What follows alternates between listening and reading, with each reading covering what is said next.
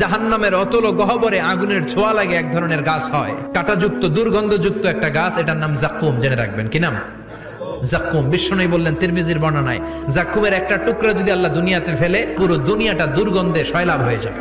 পুরো দুনিয়ার মানুষগুলো জাক্কুমের গন্ধে ওই জায়গায় শেষ, পুরো দুনিয়াটা নষ্ট হয়ে যাবে। ওই কাঁটাযুক্ত জাক্কুম তাদেরকে দেয়া হবে, ক্ষুধার চোটে জাক্কুমই খাইতে শুরু করবে। আহা, খেতেও পারবে না, গিলতেও পারবে না, এবার কয় পানি দাও। জাহান্নামীদের জন্য 4 ধরনের ঝর্ণা আছে।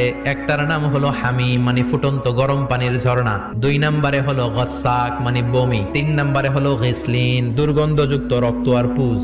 4 নম্বরে হচ্ছে মোহল, পোড়া তেল। খা, দাউ দাউ করে এগুলো থেকে আগুন জ্বলবে, তৃষ্ণার চোটে এগুলোই খেতে চাইবে।